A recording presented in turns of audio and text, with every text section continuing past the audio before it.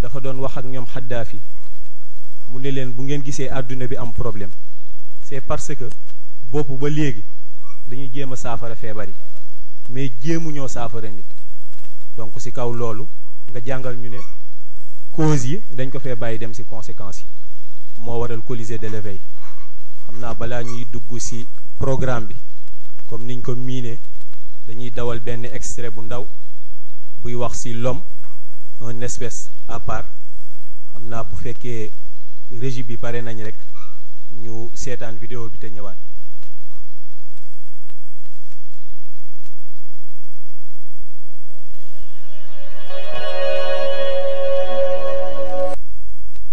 ok comme ni ñu ko suivre ci vidéo bi c'est parce que l'homme dépasse de loin les autres créatures mais ndax nit ki xam na ne moom raw na yeneen créatures yi moo tax Colisée de l'éveil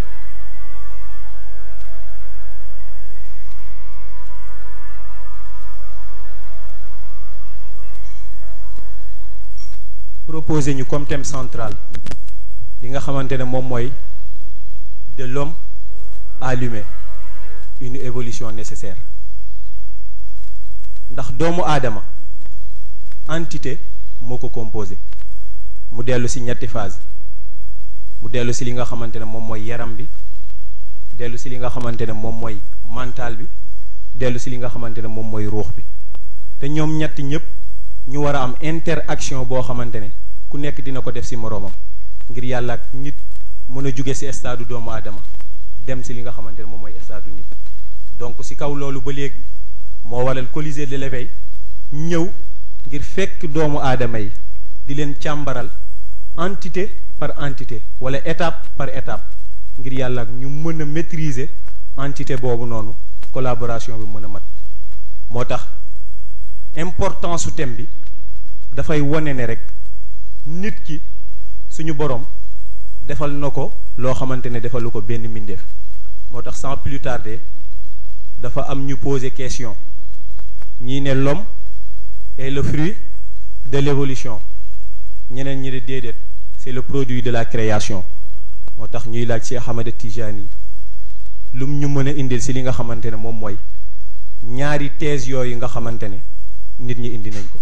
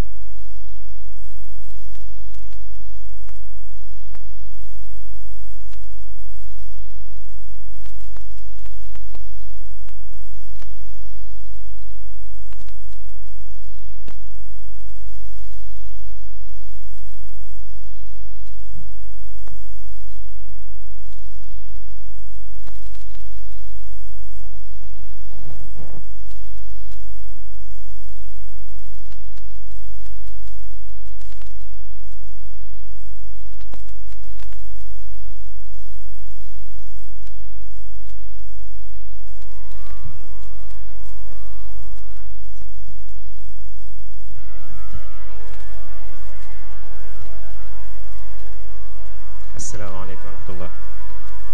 su ko defee ñu ngi nuyu sang bi maam Cheikh di nuyu say invité maam Babacar Sy ak maam Pape Cheikh di ziar ñëpp di baalu ñëpp àq xam naa ni ko Moustapha waxee rek ci thème bi xam nga dañu wax ni de l'homme à l'humain une évolution nécessaire sëriñ leeral na ko bii passé nit ki naka la mën a def doomu aadama bi naka la mën a def ba dépasser étape doomu aadama ñëw ci étape bu nit su ko defee balaa ñu ciy dugg li ñu njëkk a laajte mooy la création aux origines de la création de l'homme ñu ni nit ak bépp mbindeef fi bind commencé mi ngi commencé ci ndox parce que li yàlla wax ni wa ja'alna min al maa'i kulla shay'in hayy yàlla nee na lépp lu mu bind rek mu ngi ko tàmbalee ci ndox te yaakaar naa la loolu c'est scientifiquement prouvé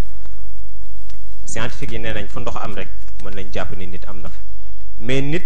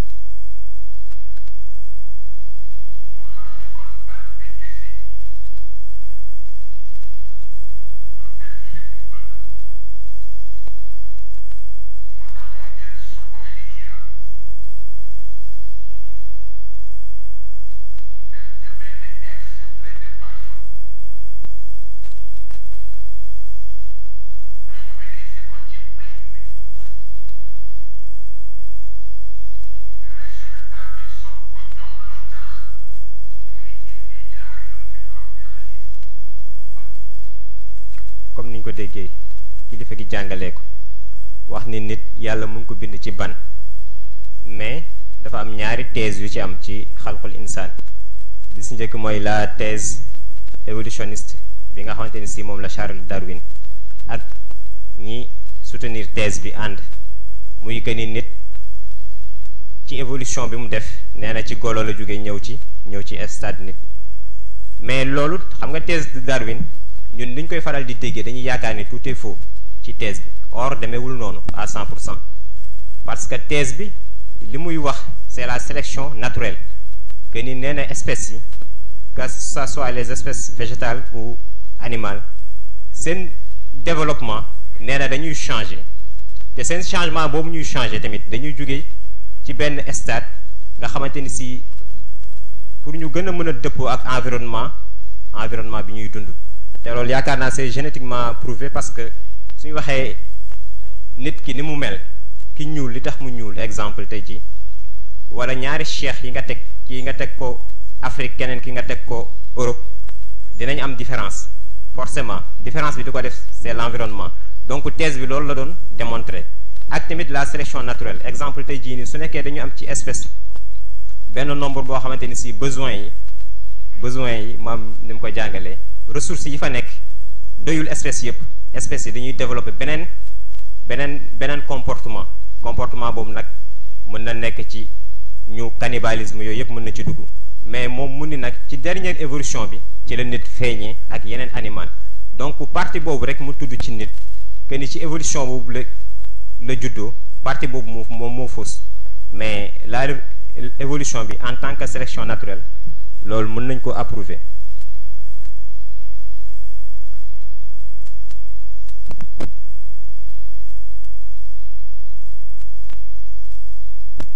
bi sëriñ waxee ci la thèse religieuse bi nga xamante ni si moom moo ci ëpp solo te ñun moom la ñu jàpp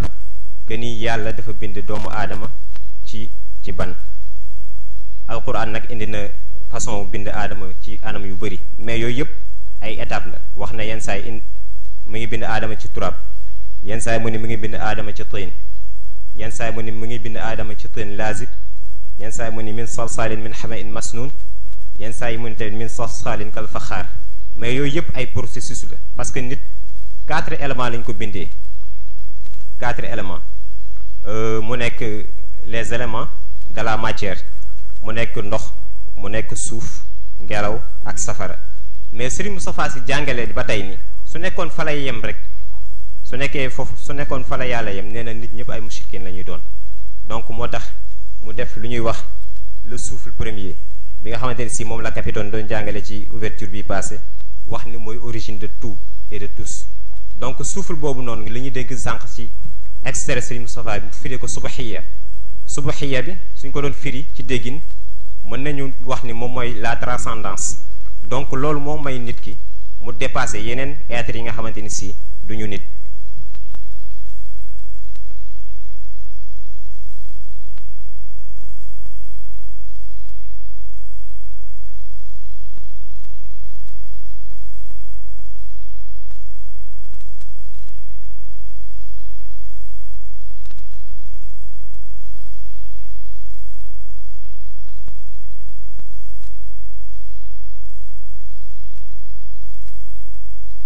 bi yàlla pare ci bind aadama xam nga 2 phases la bi mu bindee aadama ak après aadama yàlla dafa wax ci alquran ni alladi ahsana kulla shay'in xalqa wa bada xalqa al insani min tin thumma jaala naslahu min sulalatin min ma'in mahin bien vrai que aadama ci tin la ko bind ak étape yi ñu la wax yépp mais après aadama dafa def benn genre évolution ci bindin bi mu bind doomu aadama tënk ko ci lu ñuy wax nutfa donc moo tax doomu aadama mu ngi passé ci toutes 5 étapes ci bindam bi ci njëkk mooy bi mu nekkee sperme nekk ci ndiggu góor ak bi muy dem ci biiru ku jigéen donc bi mu fa jugee mi ngi dem ci l'adhérence à l'alaq bi mu ci jugee mi ngi dem ci embryon bi mu ci duggee tamit mi ngi dem ci formation des os nga xamante ni si fa la yàlla commencé tissu osseuse yi mu établir que tissu osseux beneen bi si topp mu def chair su ko defee yooyu yëpp yàlla relaté na ko ci alquran ci façon bu leer nañ déglu aaya bi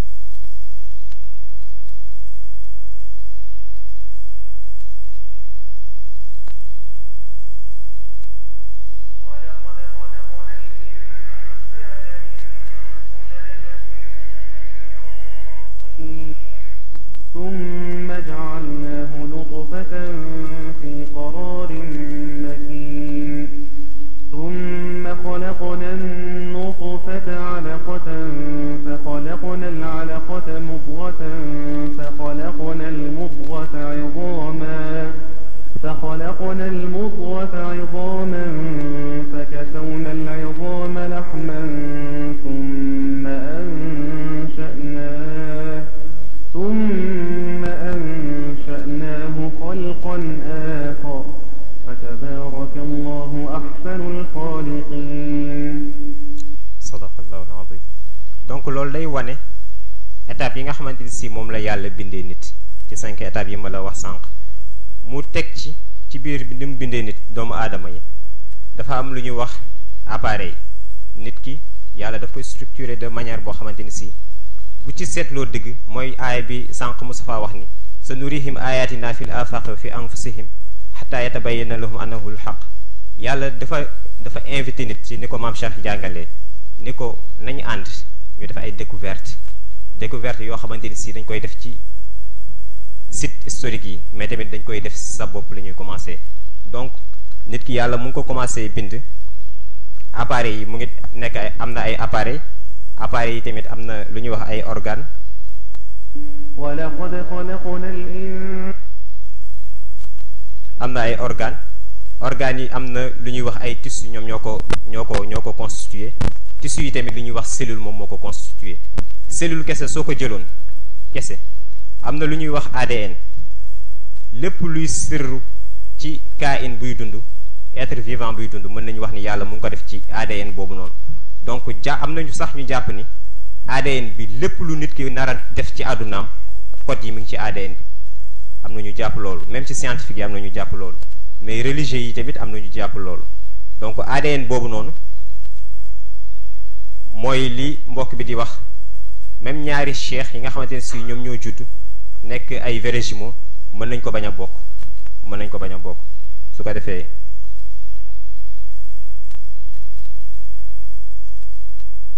lii animé yooyu yëpp nag mooy li ñu jàng ci souffle de vie nga xamante ni si moom la capitaine jàngale ni moom mooy an-nafs moom mooy alimenter lépp loo xamante ni si moom mi ngi ci yaram moom moo koy alimenter moom tamit mooy tax nit ki mën a exploiter les ressources yi nga xamante ni si moom la war a xam ci àdduna bi yëpp. su ko defee ci nafs yi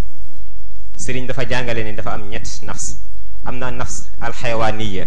te nit ki war ko xam ci boppam mooy lii tax nit ki di dox lan mooy alimenter motricité boobu noonu. am lu ñuy wax an nafs an nabatiya mooy li nga xamante ni si moom mooy l'âme végétale nga xamante ni si mooy tax nit soxla lekk mooy tax nit soxla naan mooy tax nit soxla yu bëree bëri. am bu ñuy wax nafsu naatiqa nga xamante ni si moom mooy l'âme parlante nga xamante ni si lépp luy communication interpersonnelle moom moo koy assurer ak communication bi nit ki di am tamit ci boppam parce que nit il faut muy communiquer ak boppam avant muy communiquer ak nit ñi loolu yépp nafsu naatiqa moom moo ko gérer te yii yëpp suñ ko waxee mu ngi tënku ci physique gu nit. donc il est temps nit ki xam yooyu mooy yan xam tamit utilité bi ak nan la koy mën a maximiser l'utilité. donc su ko defee dañuy dem ci phase 2 bi muy nekk l'utilité dañuy bàyyi Moustapha Mbengue rek moom moo continuer.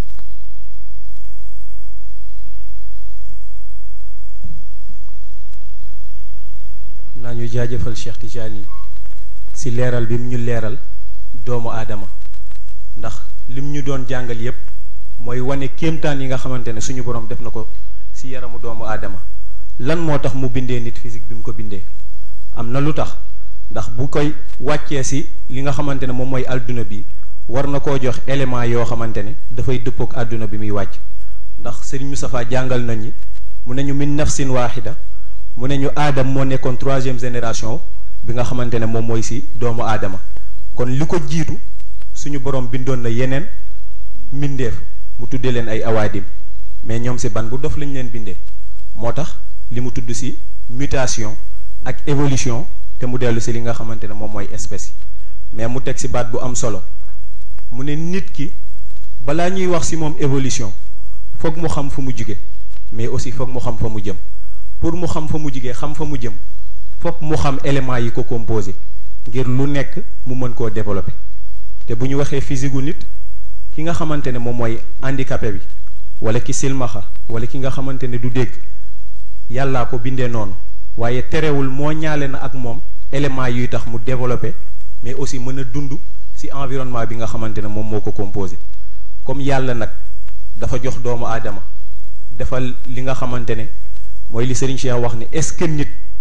xam na ne yàlla fier na ci bind gi mu ko bind. moo tax inni jaa'ilun fil ardi xalifa dañ koy mérité. naka lañ koy mérité nag dañuy bàyyi ak suñu imam Lamine moom mu indi ñu li nga xamante ne moom mooy utilité yi.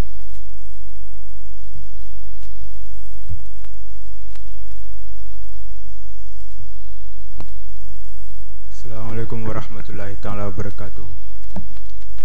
ñuy jiital ci nuyoo bi l'initiateur du Colisée de l'éveil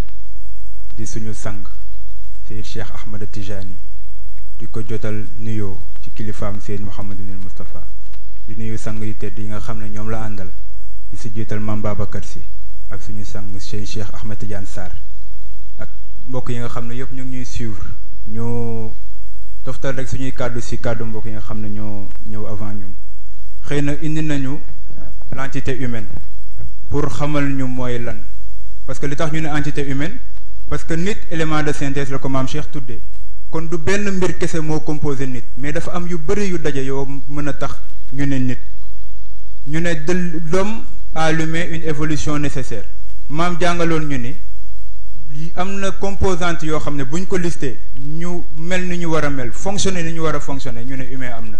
waaye nag bu fekkee ne fonctionnement bi baaxul wala am na ci ay éléments yoo xam ne meluñu ni ñu war a mel wala boog présent wuñu nekkagul humain homme lay doon xëy na ñu ni tamit ci évolution boobu noonu nga xam moo ci war ci la ñu nekk mais mu jàngale ba tey li nga gis ci schéma bi ñu ne corps esprit ak âme parce que ñett dimension ñoo composé nit ñu ne la dimension physique yaram dugg ñu ne la dimension mentale xel dugg ñu ne la dimension spirituelle lépp lu koy lié ak boroomam daal di dugg moo tax ñun bi ñu intéressé comme mooy la dimension physique ñu définir li nga xam ne mooy son principal constituant mooy yaram bi mu ne le corps servant de support aux dimensions immatérielles de l'entité humaine parce que ñu ngi wax utilité wu yi nga xam ne ñoo nekk ci dimension physique mais luy waral tax sax surtout ñu jàng utilité yi mooy bëri na koo xam ne ci wutum yàllaam day toroxal yaramam bëri na koo xam ne ci wutum yàllaam jàpp na ne day yafal xelam kese-kese kii jàpp na ne day yafal ruuxam kese-kese alors que pour nit mën a mat nit jëmm ji la yàlla jox lu mu la nuru lu suufe loo war a teral la mais loo war a entretenir la parce que dafa am relation directe ak yeneen entités yi développement am dafay lié ak développement wu yeneen yi am na nu mu koy jàngalee ci baatu cannibalisme ci sa benn entité booy développé bàyyi yi ci des ba ni ngay demee ba benn entité bi mel ni luy lekk yi ci des ba loolu day mel ni dem ba existeetul te yàlla doyew ñu loolu moo tax muy ni esprit âme ak cœur yooyu yëpp nekk ay éléments yoo xam ne c'est immatériel parce que âme bi mooy ruux bi mu jàngale ci aller-retour ne ruux mooy lié entité humaine bi ak boroomam wala boog moo koy lié ak beneen àddina bi nga xam ne fa la jóge kon ruux dëkku fi mais pour mu ñëw fi aussi il faut que mu am support beneen bi mooy l'esprit te l'esprit c'est le système d'exploitation du cerveau mu mel ni boobu aussi dafa immatériel pour mu évoluer ci àdduna bi foog mu am fi support bi ci des mooy cœur xëy na cœur mën nañu tudd le cœur en tant qu'organe mais am na tamit le cœur immatériel kon nag ci njëriñ yi nga xam ne moom la dimension physique am ba léegi ñu noté ci loolu muy servir bi muy servir de support aux entités immatérielles mais loolu ba tey xëy na mën nañ ko gën a topp ba def ci ay spécificités yu ci am ñu gën ko xool xam nga tudd na le souffle de vie te mooy nafs souffle de vie bi moo tax corps ci boppam moo tax mënoo wax dimension physique te tuddloo souffle de vie parce que mooy mën a tax mu fonctionner parce que yi ñu wax yépp muy lu matériel il faut que souffle de vie bi nekk ci pour mu mën a animé wu dafa mel ni électricité booy tax mooy tax mu mën a animé wu souffle de vie boobu noonu fi muy résider ci nit mooy cerveau xëy na su ma tuddee cerveau suñu mbokk yi nekk ci pôle mental dinañu foog ne laal naa seen domaine mais cerveau matière la te dafa te mu ngi nekk ci bopp doomu aadama kon nag dimension physique bi loolu daf lay wan relation bi mu am ak yeneen dimension yi moo tax mënuñu tudd mukk utilité dimension physique te tudduñu relation bi mu am ak yeneen dimension yi mu mel ni cerveau boobu noonu ni mu abrité souffle de vie noonu la abrité esprit noonu la abrité subconscient noonu la abrité le conscient et cetera yooyu noonu yëpp c'est immatériel pour mu mën a accompagner nit il a fallu que mu am un support boo xam ne ci lay nekk bi ci des mooy xol ne moo abrité ruux comme ruux étranger la fi jóge ci beneen àddina ñëw fi dafay mel ni xol mooy ambassade bi nga xam ne foofu la dëkk kon cerveau mooy nekk palais présidentiel bi comme ni mu ko jàngalee deuxième utilité bi nga xam ne indi nañ ko xëy na yëpp mënul ñëw mu ngi dellu ci les sens yi nga xam ne moom la nit am xëy na dinañ tudd sens bu nekk am na organe bu mu liyeel gis nañ fi loxo muy représenter der muy l'organe du toucher wala boog l'organe de la peau mu yore sensu toucher gis nañ fi bët mu yore sensu gis maanaam vue ñu gis làmmiñ mu yore sensu goût ñu gis bakken mu yore sensu odorat ñu gis nopp mu yore luy maanaam dégg organe bi mun nañ ko làmb daj ko mais sens bi du lu ñuy làmb daj ko lu ñuy yëg la mais njariñ bi ñu am mooy lan bu dul woon sens yooyu noonu ak seen ay organe kon nit information yi mu soxla ci environnement am du ko mën a am information yooyu noonu sens yi nii li koy coordonné ci nit wala li ko régir ci nit am na ñu ko tuddee la faculté sensible nga xam ne sens yëpp foofu lay dellu moo koy doxal mais faculté sensible boobu noonu pour mu jariñ la il faut que information yi muy jël aussi mu transmettre ko yeneen faculté yi nit am mu mel ni tudd nañ la faculté imaginative tudd nañ la faculté intellectuelle tudd nañ la faculté cogitative ak beneen faculté bi nga xam ne nag moo leen féete kaw benn bu ci nekk am njëriñ mais benn bu ci nekk dépend ci yi ci des bu dee li nga xam ne moom la sens yi di jox da koy jox la faculté imaginative parce que dañuy wax ne nit mënul imaginer lu mu musul gis mënul imaginer lu mu musul dégg mënul imaginer loo xam musu ci am expérience ba di la wax ne la waruloo sax imaginer nu yàlla mel parce que li nga mës a gis li nga mës a dégg li nga mës a am expérience yépp amul ci monde sensible bi amul ci dara lu nduroog yàlla moo tax ñuy bañ nga koy imaginer parce que imagination sens yi ñoo koy dundal ñooy tax mu mën a développer wu xale bu ndaw a ndaw di soog a juddu imagination am demeegu fa noonu booy màgg ci lay mën a développer parce que am nga tuuti expérience ci say sens mais imagination boobu li muy njëriñam mooy dafay dimbali sa faculté intellectuelle mu daal di faculté intellectuelle bi dimbali faculté cogitative bi yéeg dama bañ a dugg ci dimension mentale bi ak bi ci des mais pour nga xam ne physique bi lu mu doon nduru la lu suufe daf ci am lu bari loo xam ne ci immatériel ay dimension yoo foo ne moom nga jàpp ne ñoo féete kaw yu ci dépendre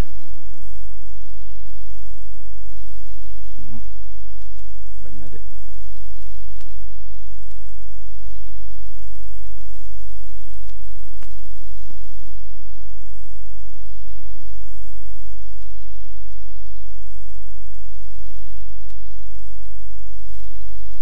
xëy na bi ñuy jeexalee ci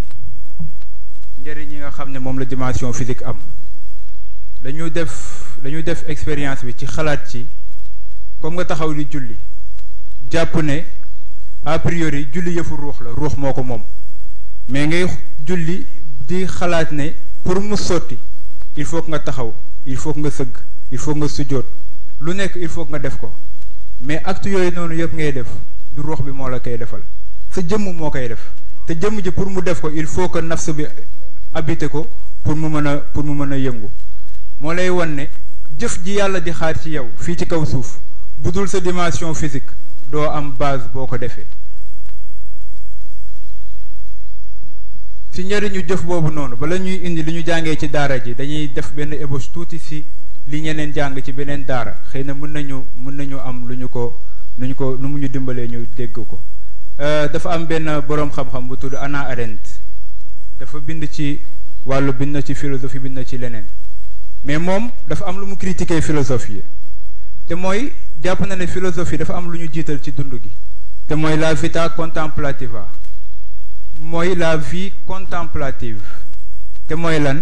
il faut un recul di réfléchir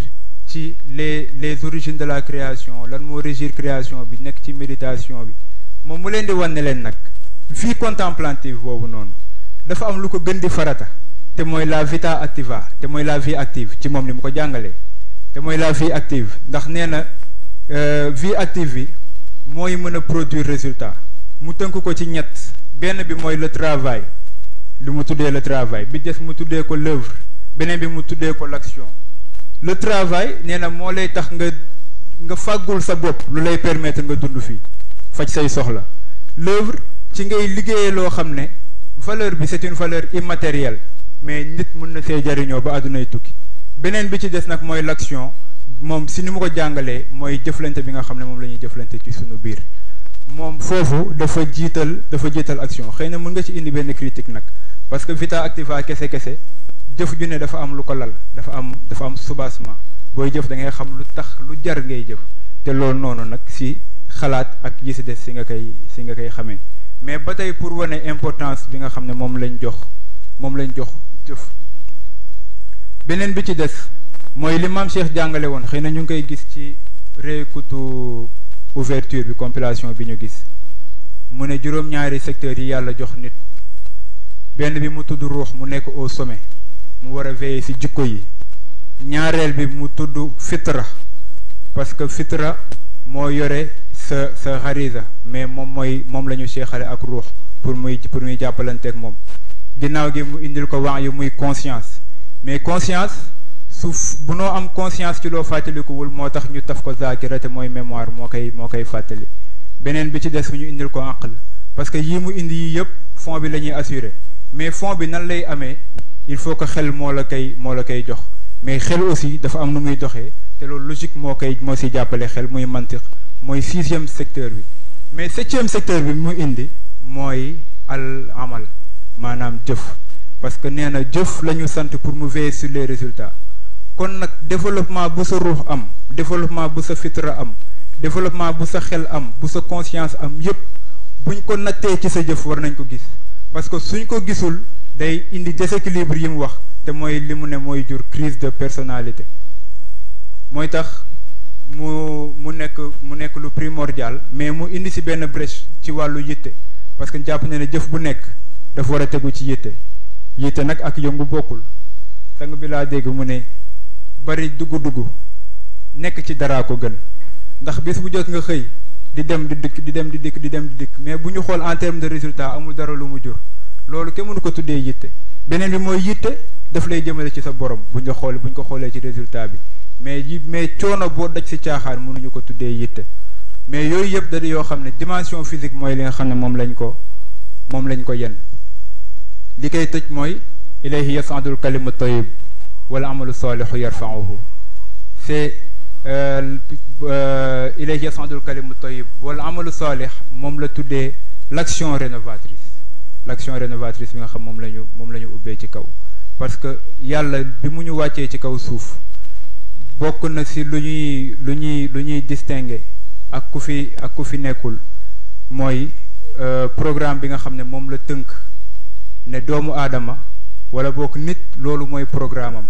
bu ci nekkul rek yàlla da koy wàccee ci summa radadnahu asfala safilin te programme bi mooy al iman wal amalu salih iman bi lu mu fi nekk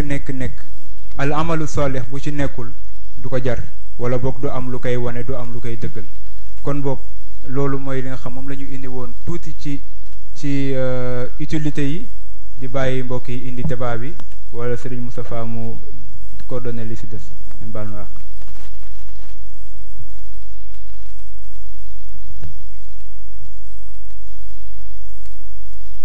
xam naa ñu remercier suñu mbokk Lamine xam naa ku leen dégg ñu wax dinañ foog ne ay professeur d'université lañ waaye ay njabootu jàmbur lañ moo tax yàlla na yàlla barkeel di delluwaat di nuyuwaat bu baax a baax suñu mbokk yi nga xamante ne ñoo ñuy suivre suñu plateforme yi moo xam ci YouTube Twitter wala Instagram ñu ngi leen di nuyu bu baax a baax xam naa comme ni nga xamante ne noonu la ñu ko indilee ci li nga xam ne mooy utilité yi indil nañu fonction yi mais en même temps indil nañu utilité yi parce que bët fonction mooy mu xool mais li nga xamante ne moom mooy utilité am dëgg mooy gis-gis du yemati rek gis mais gis-gis parce que li góor gi jàngale ci Gambie 2018 mu ne nit ñi suñu borom daf leen di jox ñaari bët ñu bëgg a xoole benn bët mu jox leen ñaari tànk ñu bëgg a doxee benn tànk mu jox leen benn làmmañ ñu bëgg a waxee ñaari làmmañ donc moo tax organe yooyu noonu nga xamante ne moo nekk ci doomu aadama bi fokk mu yar ko bu bëggee évolution bi nga xamante ne moom moo war a am mu def ko xam naa sans plus tarder rek dañuy dem directement ci li nga xamante ne moom mooy intervention yi ndax jàpp naa ne solo exposé bi foofu lay génnee ndax échange la théâtre intellectuel lañ wax donc échange yi mooy gën a enrichir li nga xamante ne moom la fi mbokk yi wàcc dañuy ñaan suñu mbokk Ibrahima Mbeng bu paree mu ñëw suñu mbokk Daouda Ndiaye mu wàcc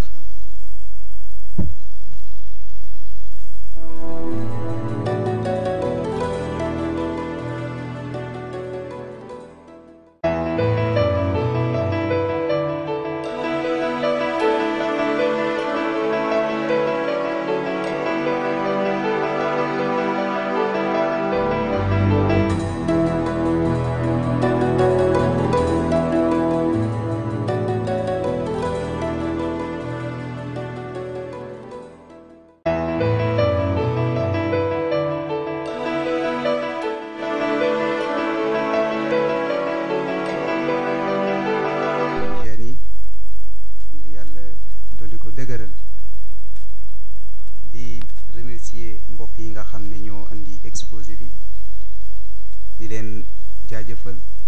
di leen ñaanal yàlla xam naa mbokk yi ni ñu àndee exposé bi leer na te itam luñ ci dolleeti comme contribution presque day ñàkk xëy na benn question bi ñu xawoon tourmenter l'esprit moom la ñuy andi ndax dañu andi ci principe de l'équilibre wax ni faaw ñi nga xam ne mooy élément yooyu 5 éléments yi nga xam ne wala boog li composé presque nit ki ñoom ñëpp faw ñu nekk en collaboration léegi nag am lu nekk suñu pour équilibre am li xaw a nekk suñu problème mooy est-ce que benn ci élément yooyu noonu composante yooyu su nekkee handicap ci nit ki est-ce que day causer déséquilibre parce que yaakaar naa keroog góor gi ni mu àndee ni déséquilibre li koy andi moom mi ngi ko jëmale ci li nga xam ne wala Mame Cheikh bi mu koy andi mi ngi wax ni bu dee élément yooyu nga xam ne moo di juróom-ñaari secteurs yi am na lu manqué ci seen collaboration looloy andi déséquilibre ci nit ki te mooy ñuy gis ci moom manque de personnalité suñu problème nag par rapport ak àdduna ni muy doxee gis nañ ni wàllu économie par exemple parce que nit jamono noonu la ñuy duggee ci économie la ñuy dund presque voilà pour nga mën a agir ci benn secteur la plupart soit dañuy utiliser sa composante corporelle wala boog sa composante mentale peut-être spirituelle bi boobu bëriwul lu ñu koy utiliser moo tax daal suñu question loolu la mooy est-ce que benn ci sens yi wala composante yi su nekkee handicap ci yow est-ce que day causer ci yow déséquilibre donc loolu la ñu bëggoon ñu andi ko leeral ñu ci tuuti parce que xaw na ëlëm xel wi ngi jégalu bu baax physique puisque ñu ngi ci domaine physique bi moo tax dugguñu ci mental bi ak ruux bi mais juste physique bi rek benn ci ñoom su nekkee andi moo xam bët bi parce que ki nga xam ne nekk na silmaxa est-ce que dañuy jàpp ni kooku dafa nekk nit ku déséquilibré voilà loolu moo nekkoon question bi ñu ngi jégalu bu baax te di Cheikh ñu ngi lay ndokkeel bu baax ci weeru koor wi di la yóbbante suñu ziyaar ak suñu nuyoo ci góor gi jërëjëf. barakallah xam naa ñu woo suñu mbokku Daouda Ndiaye ñu ñaan suñu mbokku Khalifa Ababacar Thiam mu jege si.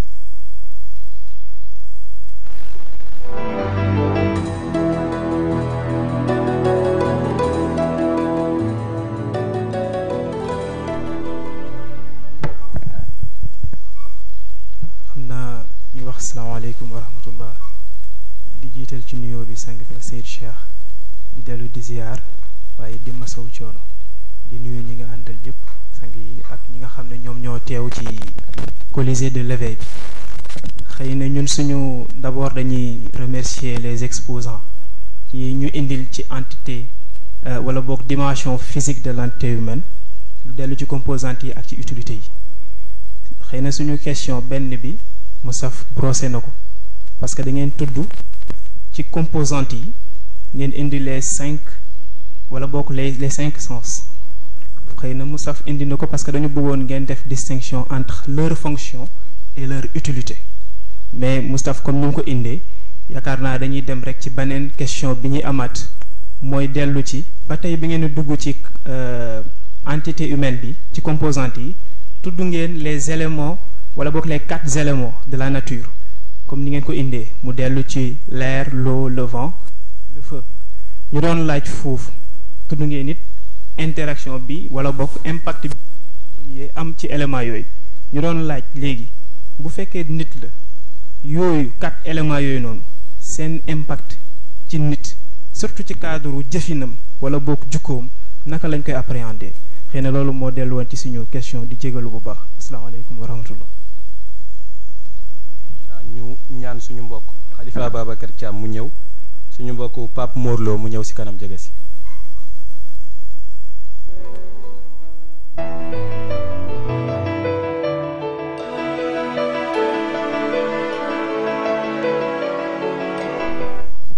ñu ngi nuyu suñu sang yi suñu sëriñ suñu maam Cheikh di nuyu ñëpp ñi nga xam ne ñoo ngi fi teew mu mel ni di itam jaajëfal suñu conférencier yi ci yu am solo yi nga xam ne indi nañ ko peut-être suñu question suñu mbokk Daawda daf ko xaw a laal mais ñun sax bu ñuy réfléchir ci thème bi doon nañ gën a dugg ci luñ tuddee anatomie wala ostéologie yu ni mel pour gën a yaatal parce que dafa nekk thème bu yaatu suñuy wax composante yi nga xam ni moo nekk ci corps humain peut-être duñ ci xuus parce que du suñu spécialité waaye comme li Daawda wax léegi rek dañuy lire sànq ci côté asiatique yi suñuy wax ci wàllu chakra yooyu ñu ne dafa am composante yu nekk ci corps humain xaw ma énergie lañ koy tuddee xaw ma lu mu doon ñu wax air wax feu wax eau wax terre wax éther ñu ne yooyu yëpp dafa nekk ci yaramu doomu aadama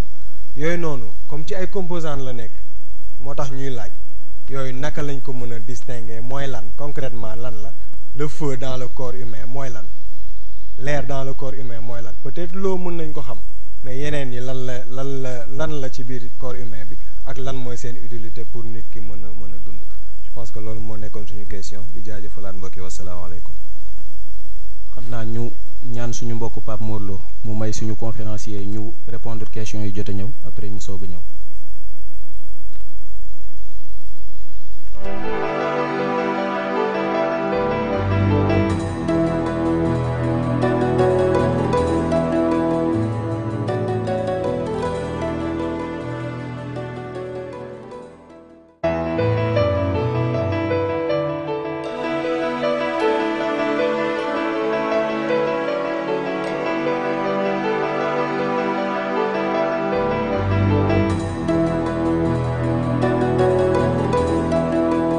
humain gëmuñu ne mën na ko causer parce que handicap lu yàlla di dogal ci nit la te yàlla am na si kenn ku nekk nu mu la bindee xam nga tudd na sànq ADN wane ni amul kenn ku ko nuroog sa morom noonu la ñuy comprendre ne amu ci kenn wala ba képp ku yàlla bind am na lu mu la jagle lu mu jaglelul sa morom am na lu mu lay doyee lu mu doyewul sa morom moo tax lépp lu mu la jox jumtukaay la mën na am rôle bi mu la jox jumtukaayu bët soxla woo ko mais mën na am li bët di jariñ ñeneen ñi yow am na leneen lu la koy jariñ parce que bët xool nii kese kese taxul nga koy am mais am na perception beneen boo xam ne moom la ñu si soxla ginnaaw li nga gis perception boobu noonu nag du aju si organe bi kese kese parce que am na ñoo xam ne ci seen nopp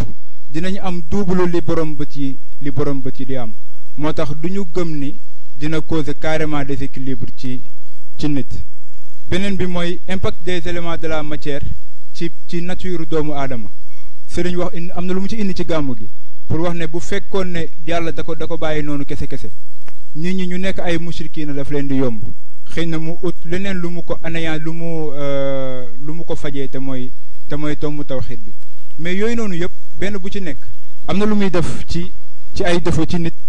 parce que mu ngi doon wax ni anasir yi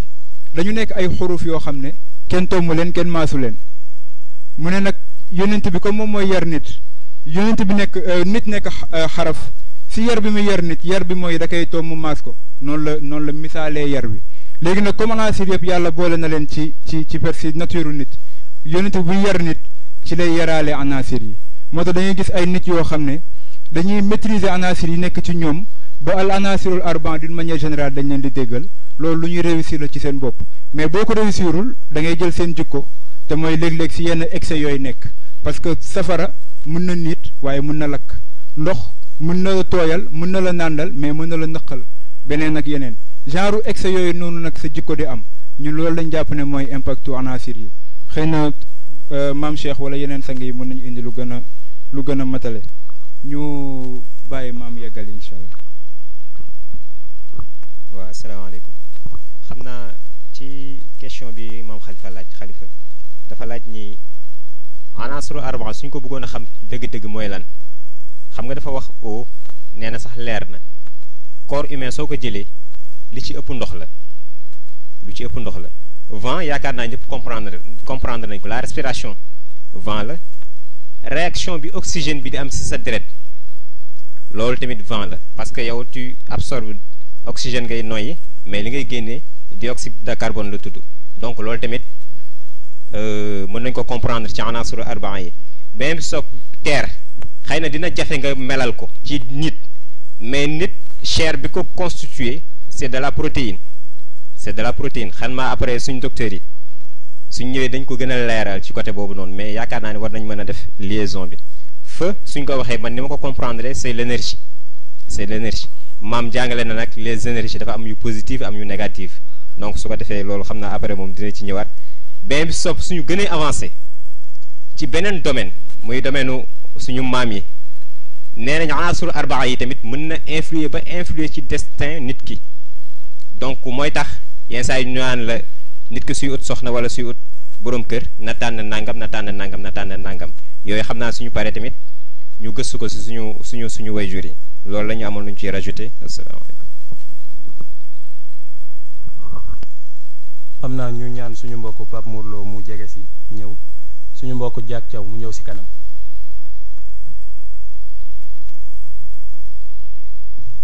asalaamaaleykum wa rahmatullah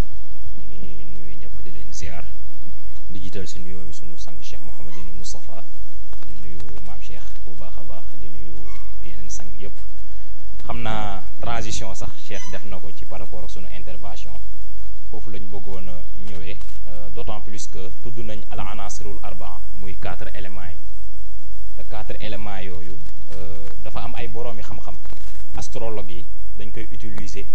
di mën a def lu ñuy tuddee peut-être horoscope mën naa ko tuddee horoscope parce que bu ñu seetloo 12 horoscope yëpp bu ci nekk dafa am benn élément bu mu àndal kaat yi ñoo ànd ak maa bi yeneen kaat yi feu bi yeneen kaat yi 3 yi boog du moins la moo ànd ak kii bi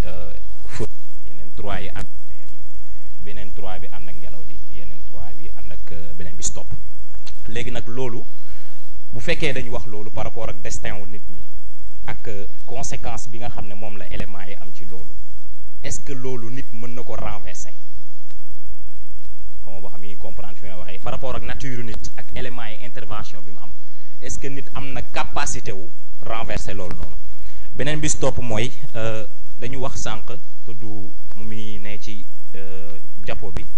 mooy action rénovatrice instant bi muy jugee ci application bi ak pratique yi ni ko Serigne Moustapha ni melalee woon jëm ci yiw julli bi nga xam ne da ngay utiliser say cër kàbbar ngay def da ngay sëgg da ngay siggi da ngay sujjoot ak kàddu yi nga xam ne moom ngay tudd déjà xawaasul xam sa yëpp dina réagir ci ban étape lay jugewee ci état bu yaram bi physique bi jëm ci état bu yiw bi nga xam ne après dafay intervenir directement ci sunu borom beneen bi mooy bu ñu tuddee nit wax composante am dafa am beneen composante boo xam ne peut-être du jógewul ci moom kese mooy influence extérieure yi société lay dund nit mënul dund moom kese mais ci société lay dund léegi influence extérieure yooyu par rapport ak nature am d'abord mooy ni nga xam ne noonu la composé woo mais aussi par rapport ak moom nekkinam ci société boobu noonu donc yooyu tamit ban jàngat lañ ci mën a def. beneen bi ñuy jeexalee mooy bu ñu tuddee alxawaasul xams dafa am benn remarque fan yi benn mbokk bu mu def ci nit xawaasul sens bi nga xam ne mooy njëkk a développé ci moom mooy sens de l'ouïe parce que bu nekkee ci biiru yaayam te bu deewee ouïe boobu noonu moom mooy mujjee dem ci moom est-ce que amul hiérarchisation ci diggante xawaasul xamsa yi est-ce que amul bii moo jiitu bii topp ci beneen toppaat ci beneen toppaat ci ba mu jeex wasalaamaaleykum wa rahmatullah. xam naa ñu ñaan suñu mbokk Diak Thiaw mu ñëw suñu mbokk Mouhamed Ndiaye mu wàcc.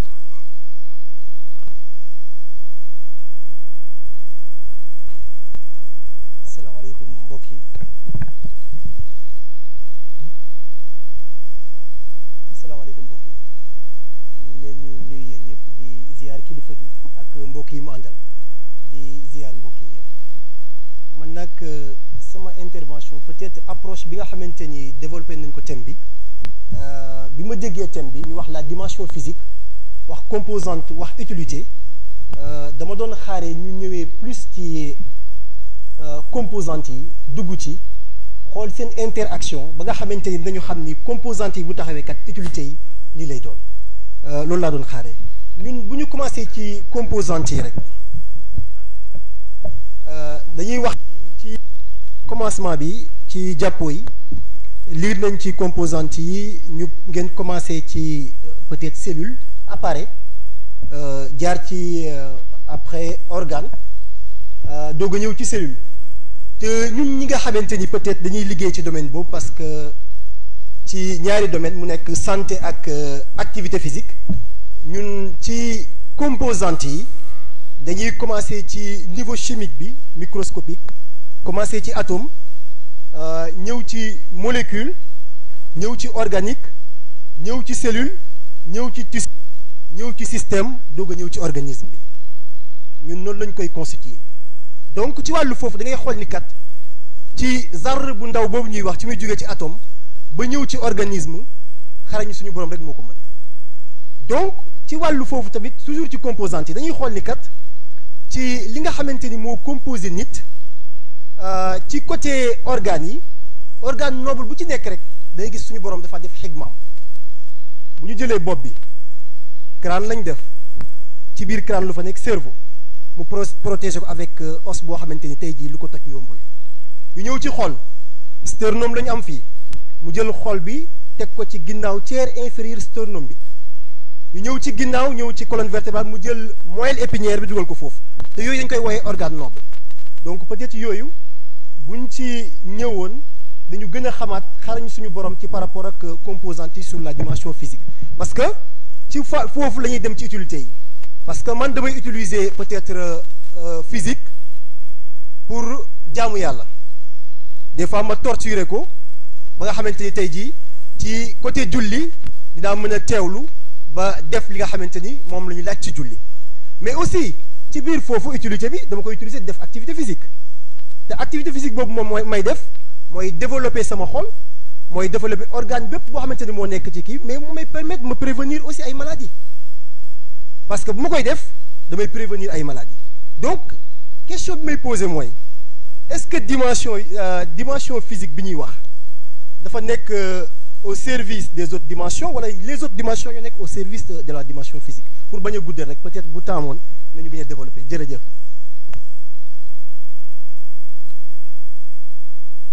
xam naa ñu ñaan suñu mbokk Moustapha Sy Diop mu ñëw suñu mbokk Youssou Diop mu wàcc.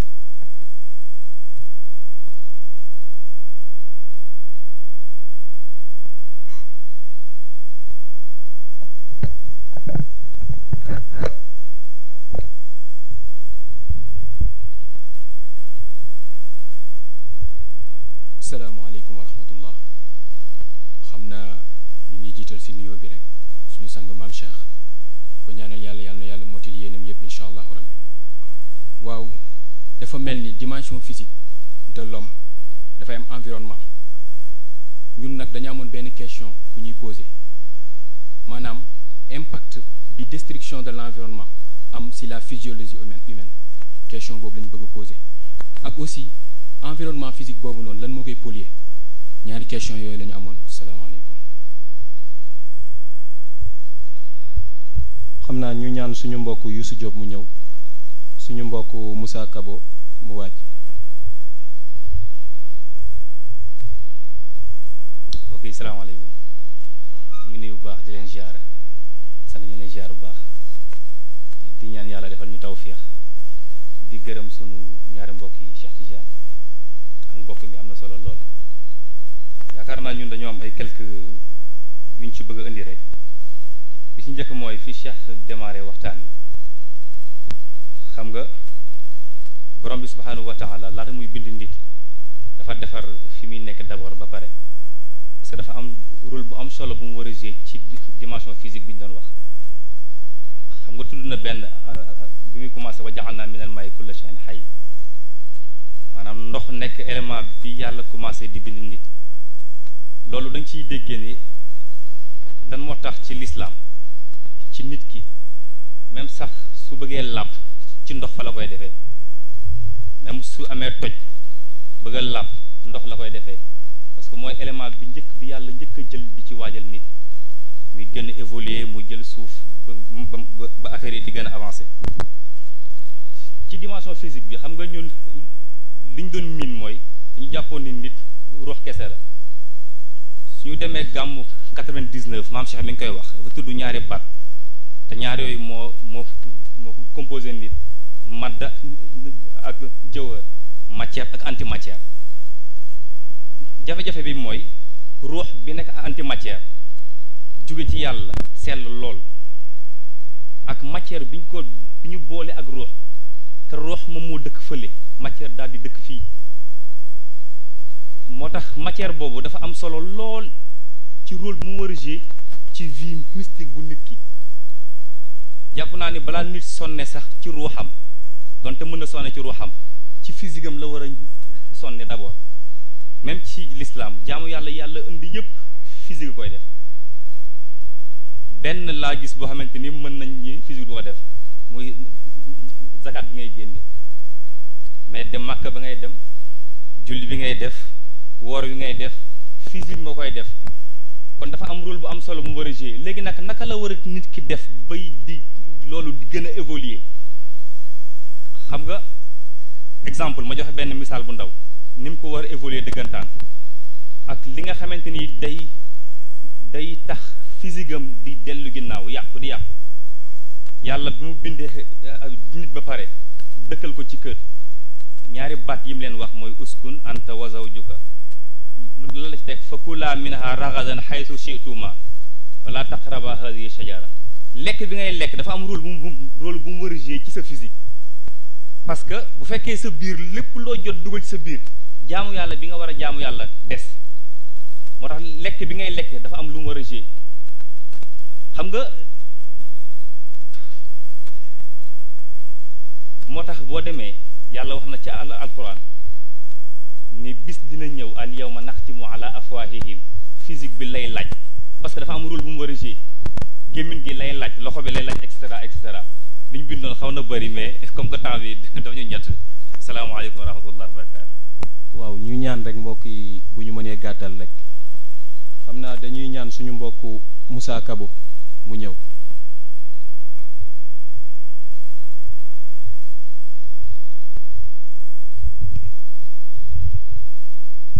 asalaamaaleykum wa rahmatullah ñu ngi nuyu di ziar di njëkkee ci nuyu bi suñu subhaanallah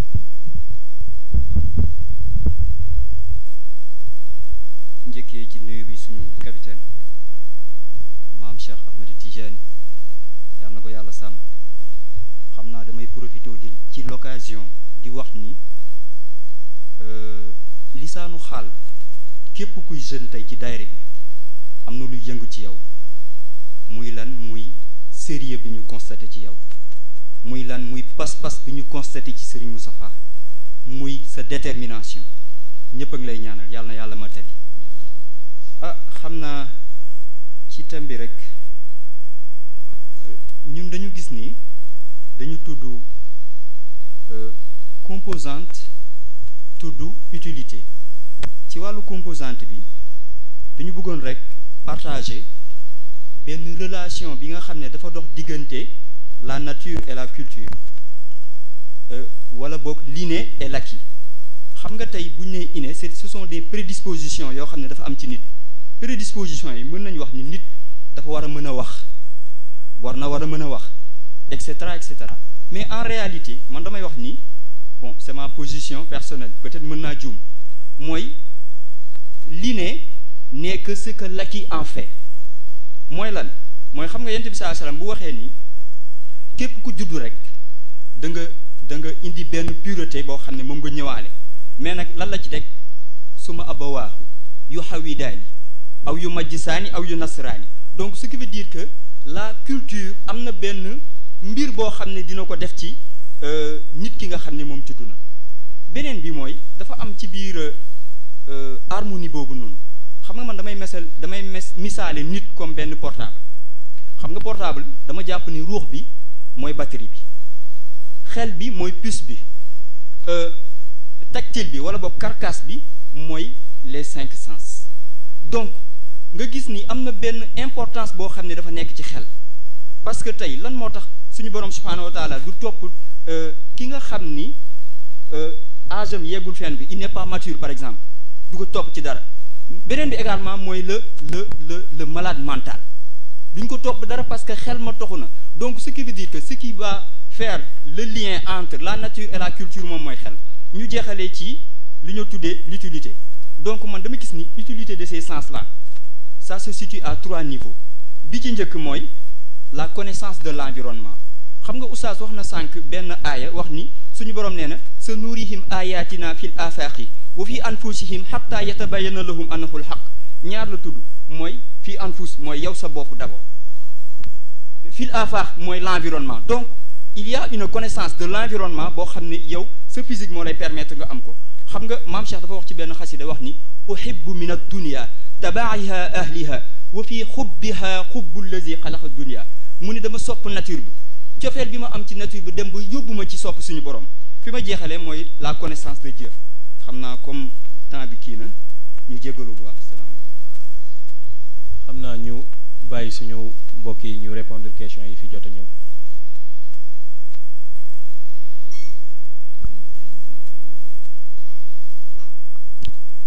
waaw ñu ngi jaajëfal ñëpp di dëggal rek li mbokk mi daan wax ne ñëwuñu pour jàngale waaye dañu am lu ñu marqué ci maam démarche am ci aller retour pour wane ne du pour jàngale sax yenn yi wante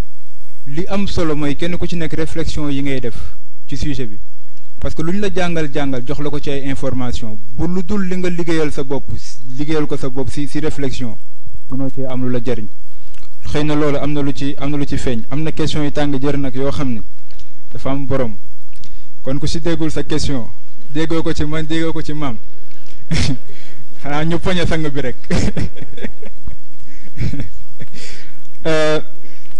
Pape Mor am na lu mu laajte ci zikr bi ngay def di ko defee sa physique ban moment lay jóge ci sa physique nekk yiw sànq laay gis fenn fu sëriñ di wax ne benn bindkat dafa ne àdduna wala boog ci lislaam ni muy yaree amul lenn lu nit di def loo xam dañuy jàpp ne c'est purement pour un intérêt qui renvoie à la dimension matérielle wala beneen soxla boo xam ne ça renvoie uniquement à la dimension spirituelle nee nañ bépp aajo bu nit am lépp lu nit def forcément dimension matérielle am ak dimension spirituelle am dinañ ci jariñu parce que am na fii bis fu góor gi di jàngalee ni suñu cër yii ñu amee dañu amee connexion directe ak suñu xol liñ ciy def muy jëf ju baax mooy defar sa xol liñ ciy def muy jëf ju bon mooy yàq sa xol kàddu gu bon nga di ko dégg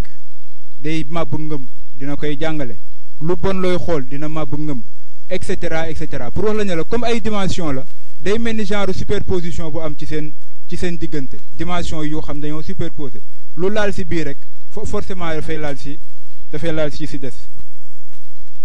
bi ci des tonton Ndiak indi na bu baax ci organisation wu nit ni yàlla bindee nit xëy na discuter nañu ci lu bari ci ne xëy na bu ñu nee composante physique de l'homme mën nañu xalaat anatomie xam naa nag docteur nga fi waroon fekk Ibrahima Niang suñu équipe la bokk ñu ngi koy nuyuwaale dafa xaw a sori problème bi mooy du problème anatomie kese parce que xëy na si gëstu yi indi nañ xool nañu anatomie descriptive ñoom jàngal nañu anatomie fonctionnelle jàngal nañu interaction yi am si anatomie si wàllu physiologie wante objectifu cours bi wala boog objectifu gëstu bi du ne jàng cër yi kese mais da nga koy placer ci système bi dans son ensemble ci lanam mooy jëriñ système bi moo tax bu ñu nee utilité du utilité wu membre bu ne ban utilité la am pour beneen bi si wàllu interaction mais utilité wu jëmm ji ci projet wu doon évoluer bi nga bëgg a évoluer pour nekk humain utilité boobu noonu moo tax moo gën a tax ñuy wax xëy na waroon nañ ko gën a leeral bi ñuy tàmbali mais physiologie lu ñu si mën a dimbali la parce que ni yàlla organiser nit xam nga wax nga nit organisme am ñu ne am na ay appareil yi si seen biir am na ay organes yi ay tissus ñoo ko composé tissus yi am na ay cellules mais kenn mënu la wax ñaata cellules ñoo am ci doomi aadama mais maam mii wax na ni cellules yi am na yu ko gën a ndaw yu nekk ci biir muy gën di tuuti di dem rek dañ faa yeggagul moo tax am na loo xam ne xamaguñ ko comme nit ñi mu bokkee ci àddina bi gën di màgg di dem moo lay wan ne li ñuy wax ne l'homme est au centre de la création xëy na am na lu mu siy jàngale mais yooyu yëpp yu jar a topp la parce que day tax ba léegi sanurihim ayatina fil afaq gëstu bi ngay gëstu si piste d'investigation yàlla def ci yow ba xam ne lii kat li mu ne cette merveille d'ingénierie divine am na lu tax yàlla def ko beneen bi ci des est-ce que la dimension physique dafa nekk au service des autres dimensions ba bu may am beneen réponse de waaw laay jàpp parce que góor gi dafa wax ni élection wu nit ak doomu aadama bi mu demee ba war a jeex bi ko yonent bi di réussir gañaloo nit nan la gañaloowee nit dafa jël aadamiya def ko arsh boo xam ne ci la insaaniya di toog aadamiya lan moo ko composé nee na nit wala boog ibnu aadam li ko lié si dund bi liaison bu corporelle la ak liaison bu dellu ci souffle de vie maanaam nafsam liaison loolu moo ko lié si dund bi mais bu dul woon ñaar yooyu noonu dañoo nekk au service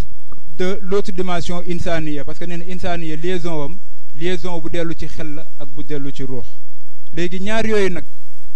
ñoo war a utiliser li nga xam ne mooy aadamiya bi am na feneen fu mu koy jàngalee wax ne sax insaniya ñëwul ma nga ca kaw ibnu aadam moo nekk ci suuf mais nag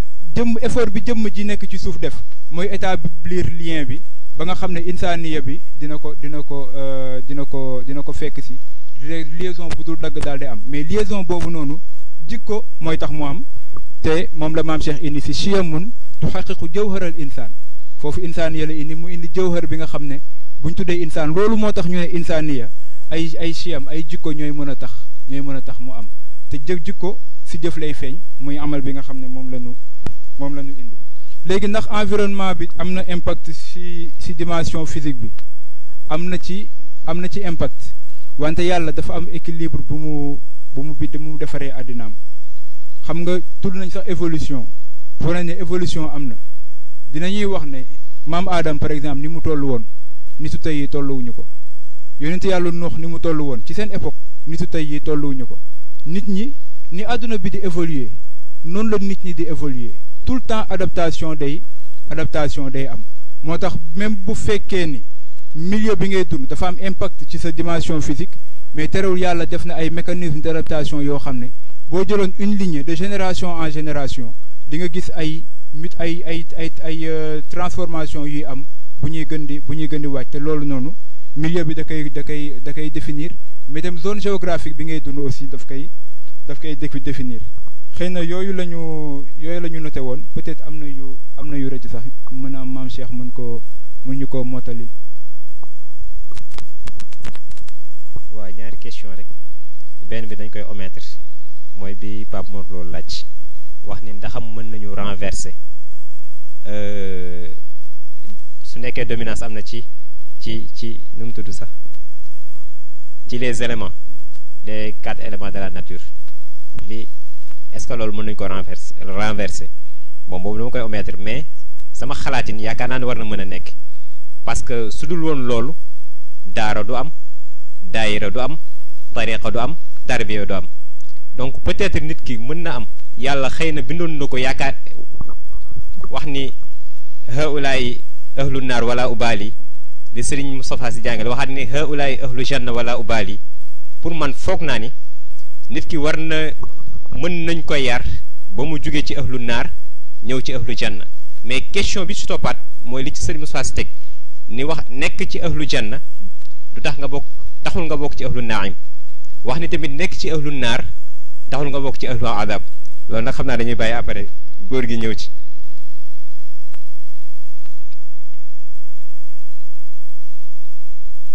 beneen bi sopp ki ko laaj wax ni est-ce que am na succession ci les 5 sens parce que Pape Mor Lo la ba léegi wax ci sama ak basar ak afida yaakaar naa ne war na am succession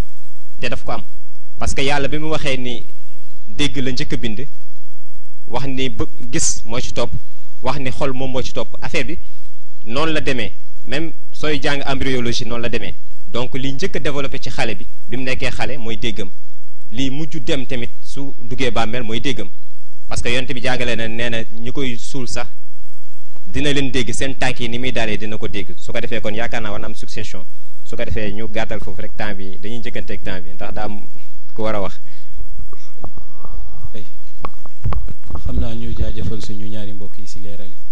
di ñaan suñu mbokku docteur Maymuna mu ñëw.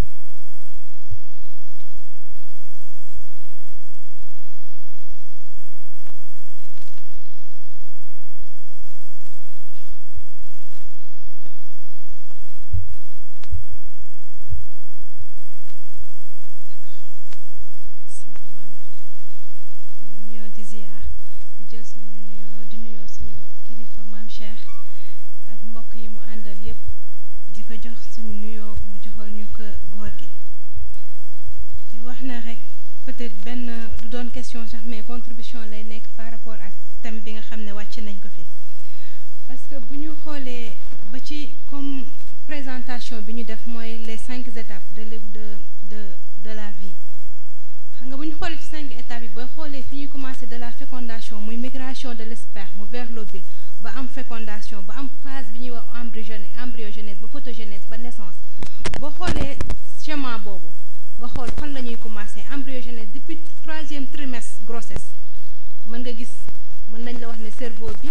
commencé na formation cœur bi dañ la koy wan ba lay wax battement cœur bi mu dugg ci benn cadre interne mais nga xool ne liy mujje ci formation nit bi mooy dimension physique bi mooy os muscle donc ñu wan ne que ne kon dimension physique bi dafa mel ni moom mooy mujjee ñëw par rapport ak dimension mentale bi nga xam ne wax nañ ko wala boog sax comme ñenn ni ñuy wax ne cœur bi dafay dugg ci dimension spirituelle donc loolu benn éclaircissement benn kii la woon rek mu bëggoon yokk foofu beneen bi mooy bi mbokk bi di wax feu peut-être ñun ci côté purement scientifique dañoo bu ñu wax feu rek dañuy wax chaleur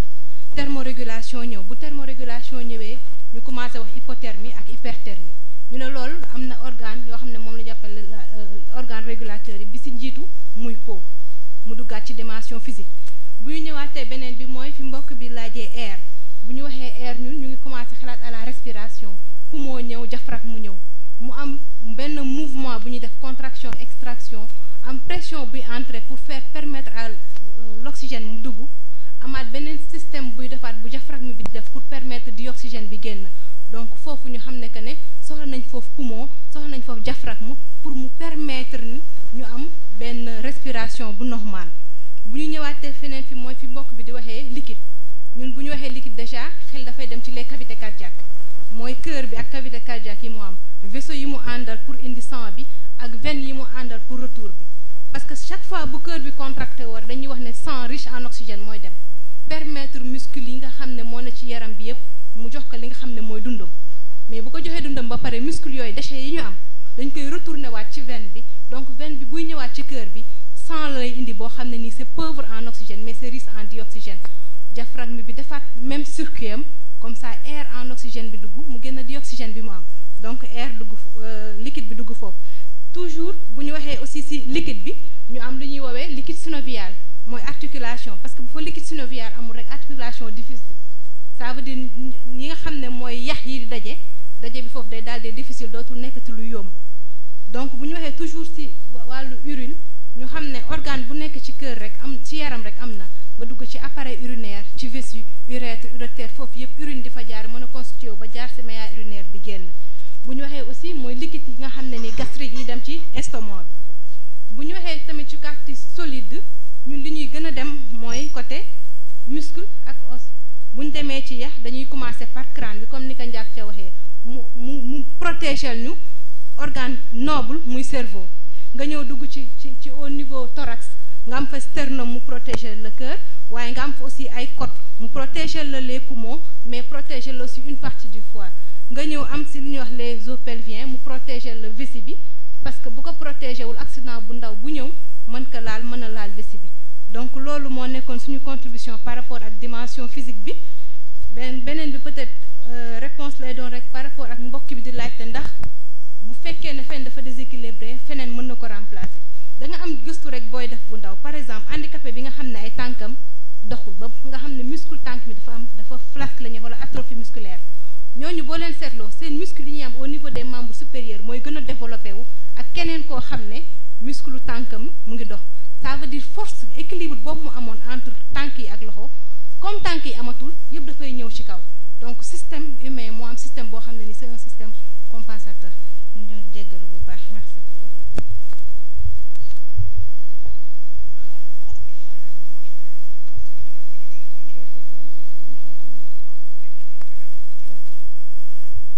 C'est l'expert qui parle am na solo waaye am na question yu fi jib yoo xam ne xam naa ne ñi war a def mécanisme de l'évolution am nañ problème ndax doomu aadama lañ wax te bu ñu waxee doomu aadama physique bi rek moo tax ñuy wax mais yi koy développer ak yooyu noonu moo tax sang bi dafa am lu mu ñu jàngal mun nañu il faut toujours commencer simple comme pour commencer simple nag ak li Lamine wax ci réflexion yi moo tax ñuy indi li nga xamante ne moom mooy yaramu doomu aadama rek mais dans les jours à venir ak yeneen thèmes yi ci topp dina ñëw xam naa ñu jàllale quelques informations rek benn bi ñu wax ne suñu mbokk yi nga xamante ne ñoom ñoo safoo di seetaan Mourchid TV chaque jour 17h20 dinañ ñu defal rediffusion li nga xamante ne moom mooy Colisée de l'éveil ñu waxaale aussi mercredi bi nga xamante ne moom la ñu jëm incha allahu rabbi si la ñuy def suivi deuxième thème bi mu dellu si mécanisme d'évolution si dimension physique xam naa dañuy ñaan suñu mbokk Mohamed Ndiaye muy ñëw.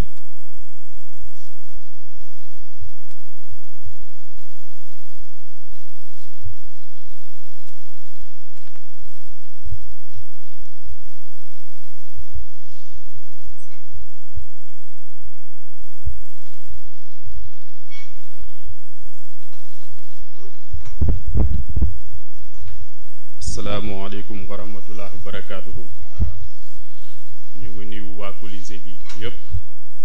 di jiital ci nuyoo bi sunu sang sunu sëriñ sunu professeur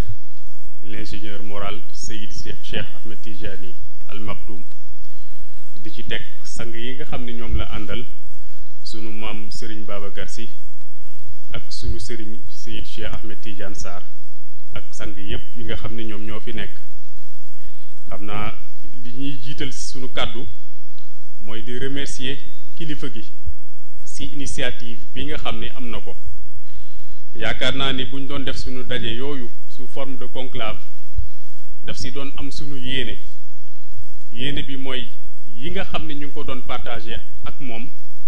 par rapport ak nim ñu yaree ak nim ñu jàngalee dañ doon am yéene képp ku ñu bokkal lii nga mën ci participer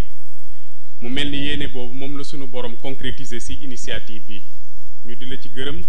di la ci remercier di la ci ñaanal ba génération yu ñëw ñuy perpétuer œuvre bii nii xam naa mu mel ni par rapport ak sunu camarades yi de classe yi ñu bokkal daara ji ñu leen di remercier ñoom tam seen exposé waaye may wax samay ñi ma bokkal pôle spirituel muy professeur Abdoulaye Diop ak professeur Daouda Ndiaye vous n'avez pas été vigilant ndax xëy na nee naa leen man maa nga ba Mbuur waaye di mbokk yi wàcce fii yaakaar naa ne uute na ak leçon yi ñu doon partage ci daara ji mu mel ni cours particulier yi dafa mel ni mu ngi continuer waaw donc waroon ngeen ci bàyyi xel waaye ni ñu koy defee rek mooy ñun itam dañuy ñaan suñu cours particulier ndax comme Colisée la ñu wax ay gladiateurs ñooy affronté wu mais fii c'est des gladiateurs d'esprit dans un esprit assez positif mu mel ni kilifa gi ci cours d'ouverture bi tudd na benn concept muy concept de réévolution ñu ngi ci doon waxtaan ma ne dafay laaj ñu def ndànk tuuti ndax réévolution bi mu wax humanisme bi ne ci moom moo ko waral muy gis humanité bi ne si ñi si des jàpp ni ñoom li ne si ñoom bu ko booleek li nga xam ne moom lay indi mu am lu mu jur pour monde bi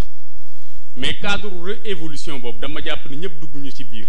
ñu si mel ni ñun dañ réévolution pour ñun daf ñuy tardeel bi ñuy servir mooy renaissance parce que réévolution ki koy def mooy ki yëg ni am na lu mu évoluer mais ki nga xam ne yëg li mu yëg mooy parental la ci li mu ne kooku renaissance rek lay aj boppam pour comprendre ko ku ne xam na ni lait maternel li mu mën ci croissance ay infusion ci ki nga xam ne dafa tëdd ci hôpital ñu di ko perfuser ak ki nga xam ne dañ koy jox yeneen xeetu lekk mënu ko ci croissance parce que stade bi mu toll la baat boobu ñuy wax ci alquran huwa allazi ba'atha fi ummiyyiina rasulan minhum dafay nekk loo xam ni dañ ko war di seetaat parce que li tax sunu borom di ko wax mooy mag ñi nga xam ni bi yonent bi sallallahu alayhi wasallam ñëwee am nañu kersa jël biberon di ci dund waaw mu di leen fàttali ni nit la koo xam ne ku ñu tànn seen biir bien que tànneef bi lu ñuy mettre entre guillemets la waaw pour ñu bañ a am kersa ci biberon ba ñuy jël moo tax mu jox leen baat boobu donc ñun ñu préférons tënk suñu bopp ci cadre renaissance bañ a tënk suñu bopp ci cadre réévolution bu delloo ci thème bi fi mbokk yi wàcce jàngal nga ñu ci aller-retour chapitre 6 la création un chef-d'œuvre d'organisation mu mel ni documentaire bi ñu gis sànq daf ñu fàttali concept yi ñu jàngal ci chapitre boobu noonu parce que wax nga ñu ni foofu cellule bu ci ne ci nit ay univers ak ay multivers ñu ngi ci biir ak seen système d'organisation waaw sous-cellules yi aussi am même système d'organisation boobu ni nga ko mën a retrouver au niveau microscopique noonu nga ko mën a retrouver au niveau macroscopique ngeen yu la lecture à avoir dans ces chefs-d'œuvre d'organisation mooy nga mesurer si la nature ki nga xam ne moom mooy bind waaw foofu itam ci suñuy gëstu mu mel ne nature bi ñu invité ñu gëstu ko mooy sa nature créatrice mais pas sa nature absolue am na koo xam ne ni mu toll bu la mayee tuuti ci nature am sax da nga koy doyloo ci wàllu dimension yi ñuy tudd nii boo seetloo ci ni ñuy jàngee dafa mel ni dimension yi malaaka yi ñooñu ko njëkk a jàngal ndax bi suñu borom ne inni jaayilun fil ardi xalifa am na concept notion yu malaaka yi tudd yoo xam ne boo ko toppee dafa mel ni dina la yóbbu ci fonction yooyu dina la yóbbu ci fonction physique dina la yóbbu ci sa fonction mentale dina la yóbbu ci fonction spirituelle ndax xoolal tontu bu muy naan atajalu fiha man yufsidu fiha wa yasfiku dima muy ñetti concept atajalu fiha ndax da nga fiy nekk di créer déséquilibre accessoires yi ñoo koy def les accessoires se rattachent à la dimension physique atajalu fiha man yufsidu fiha ndax da nga fiy nekk di tour deret promiscuité mentale moo koy indi nit a lay xatal présence am xatal la nga éliminer ko pour mën a yaatu mu dellu ci dimension mentale man yufsidu fiha wa yasfiku dima mu dellu ci dimension spirituelle bi mais li lay jaaxal mooy ñoom nu ñu ko xamee parce que ñoom buñ ne wa nax nu sabbixu bi hamdika wa nu xaddisu laka dimension spirituelle rek lañ njëkk ci seen bopp parce que si loolu lañ leen tënk mooy seen cadre d'action mooy seen cadre d'activité donc lu leen inspiré dimension yooyu xam nga boo demee ci constructeur de véhicules yi am na si ay unité foofam dañ naan unité d'assemblage mu mel ni bi ñu leen di associé ci œuvre humaine boobu ci cabine d'assemblage bi lañ toll moo waral ñu gis ñetti circuit yooyu ñetti circuit yi ñu gis moo leen inspiré réponse boobu noonu ñu joxe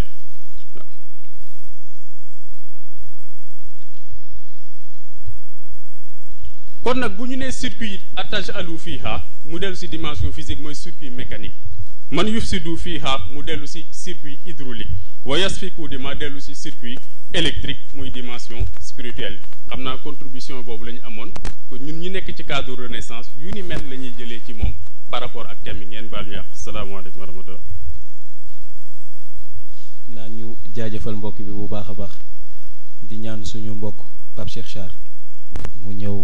andi contribution.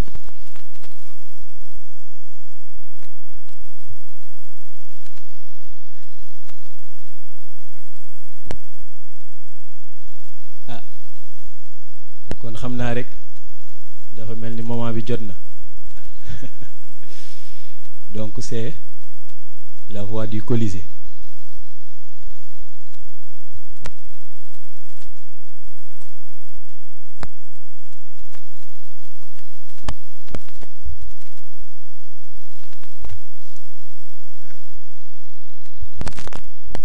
asalaamaaleykum wa rahmatullahi taala wa barakaatu.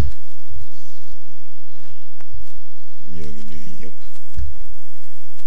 di masaw ñëpp di baalu ñëpp te di ndokkeel ñëpp.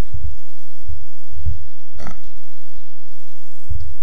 xam naa mbokk yi dañoo xaw ma rus laa koy waxee xaw ma ragal waaye question yi ñuy wax ni dafa tàng sax jot nañ ko traité ak ñoom xëy na nag xam naa koor gi leen xaw a jàpp waaye question yëpp am na solo waaye man def ci am bu gën a attirer sama attention ndax yu mel noonu yu sew yooyu dafa intéressant ndax dañu laajte est-ce que dimension physique dafay nekk au service su yeneen dimension yi est-ce que forcément service dafa war a am man loolu laay posé parce que boo ko xoolee en tant que hiérarchie da ngay juum parce que ay égo lañ bu si nekk il faut que présence am nekk fa pour nit mën a doogee mat kon service mënul am complémentarité moo mën a am yaram bu jaarul yoon mënoo jaamu yàlla bu jaar yoon mënul nekk ndax say tànk bu baaxul xëy na yàlla féetee jàppale na la ndax nee na la mën nga julli toog bu sa xel jaarul yoon sa julli mënul jaar yoon ndax tout le temps yaa ngi xalaat est-ce que sama dépense mat na dafa yaram bi nekk na fa ruux bi nekk amul sens waaye bi ci yées te gën a mën a metti mooy yaram ba nekk fa xel ba nekk fa concentration bi teewlu ba ak lépp nekk fa waaye fekk na yàlla jéppi na la bu yàgg te kon ruux ba nekkatu fa waaye boobu li ci metti mooy doo ko yëg ci wax yi bon xëy na sax xaw nañ génn waaye question yi intéressant la ndax xam nga am na benn mbokk bu indi sànq cadre exercice physique loolu c'est très important xam nga ñoo ngi tudd utilité foofu nga ko gën a mën a seetloo ndax xam nga tey jii boo seetloo mécanisme mu yaramu nit anatomiquement nañ jël par exemple mouvement de poussée dafa am ay groupes musculaires yu ko yore te kon yaram bi ci boppam dafa am utilité bu muy amal boppam mouvement de poussée yan muscle la ñu wax danañ deltoïde avant danañ muscle pectoral nee nañ muscle triceps yii yëpp dafay bokk en fait ci mouvement de poussée bi bien sûr boo ko seetloo ci yenn exercices yi da ngay comprendre la ni muscle abdominal bi dafa am fonction stabilisatrice bu muy am lii yëpp ci utilité yi la bokk waaye dafa am cadre bu ma gën a intéressant en fait ci biir utilité boobu ndax xam nga ñoo ngi indi nit ñoo ngi indi environnement am mais dafa am fu ñu juumee ndax nit environnement am moo ngi yem en fait ci dimension physique am lépp lu wóor loolu du environnement am juridiction am la yàlla tànn nit ba mu ko tànnee daf ko jox mandat mais mandat tamit dafa am fu mu koy exécuter li ngeen di woowee environnement nekkul environnement wu nit juridiction am la environnement wu nit yaramam la kon nag balaa muy respecter leneen il faut mu respecter yaramam ba pare fonk ko yar ko bakken kenn du ko not da nga koy yar bakken kenn du ko not da nga koy yar ndax li nga xam ni moom la ci yàlla denc muy outil yoo xam ne war nga ko jëfandikoo ci mission ba mu la doyee ci yaram boobu la ko def jël benn caabi tuddee ko nafs ne ko am téyel nafs nekkaale test boo xam ne ci la ñuy nattee en fait patience ak xam-xamu nit parce que ni yàlla jëlee xel jox nit jël ruux jox nit noonu la jël yaram jox ko kon nag toppatoo war na ci am xalaat war na ci am gëstu war na ci am c'est très important moo tax bakken boo ko yaree mu ànd ak ruux ñu def équipe ni ko góor gi indee couple la couple nag bu ñu bëggee dëkk ci xuloo ndax kii dee naqaral kii mais du ñu dem fenn moo tax il faut ñu neexoo kii ne kaay man am naa lii mën naa la ko jox nga defal ma lii kii ne d'accord man bu ma indee lii mën naa la si tegal nangam waaye yow it foog nga defal ma nangam noonu la couple bi di demee di neexoo di neexoo di neexoo ba am na fu yàlla mën a suturaalee nit ba ñaari nekk benn ruux dootul réeroo bakken yaram dootul réeroo ak li yàlla yéene ci nit gis nga yu mel noonu c'est très intéressant et c'est très important nit ki xam ko parce que bu ñuy wax évolution yi yëpp ci la bokk xëy na sax ci composant lañ tolloogum c'est extraordinaire ñoo ngi wax ban bi ñoo ngi wax ndox bi ñoo ngi wax safara yi ñoo ngi wax yooyu yëpp mais gis nga bu si nekk boo ko xoolaatee ci fonction yaram di nga ko seetlu exactement pareil ñoo ngi wax ndox nit li ko composé li ci ëpp ndox la ñoo ngi wax suuf mais yaramu nit ay minéraux ko composé suuf si dugg na ni ko docteur indee sànq chaleur bi ñuy wax mais loolu sax benn aspect la mais nit bu feebaree lan moo tax yaram bi di tàng parce que dafa bokk ci système de défense bi microbe yeeg yooyu am na yoo xam ne tàngaay boobu lañ supporté wul moo tax daf leen di rey yooyu yëpp ay façon la gis nga nit jarul jafeel yàlla jafeelul dara nit mooy diisal boppam nit mooy jafeel mbir yi mais c'est tellement simple ah xëy na nag temps bi da dul maye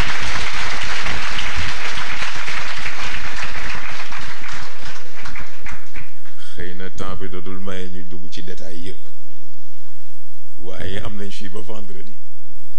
kon sant yàlla ndax mercredi ngi fi vendredi ngi fi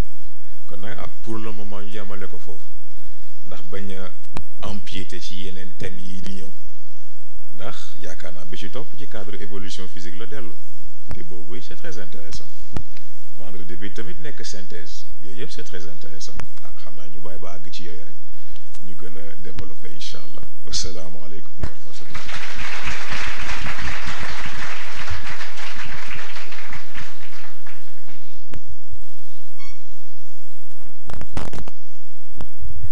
xam naa ñu jaajëfalaat sang bi bu baax a baax jotaat nañ yeneen orientation yu bees ah ñu jéem a duggaat ci laboratoire yi rek yàlla na yàlla fay yiw incha allah yàlla mootel yéene yëpp incha allah yàlla barkeel incha allahu rabbi ah xam naa de gannaaw la voix du Colisée kàddu amaatu si xanaa di la ñaan rek nga joxel ñu ñaan ba beneen incha allahu rabbi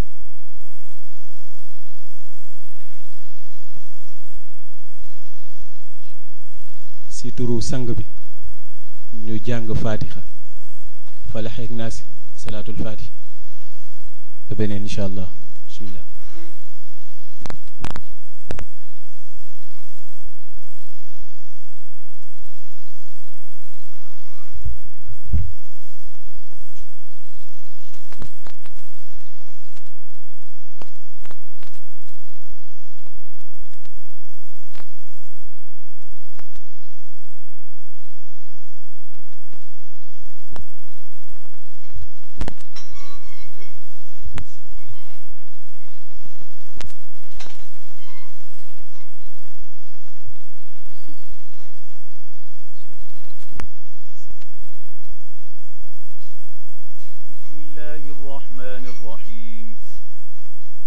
إنا فتحنا لك فتحا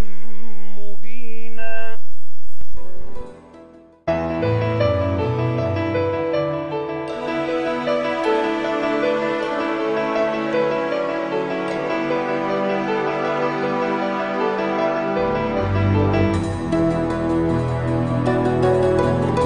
ñooy suivre Colisée de l'éveil bi si li nga xamante ne moom mooy plateforme yi dina am les lundis les mercredis et les vendredis à partir de 21h xam naa rek ñuy fàttali kuuru mercredi bi incha allahu rabbi à 21h salaamaaleykum wa rahmatullah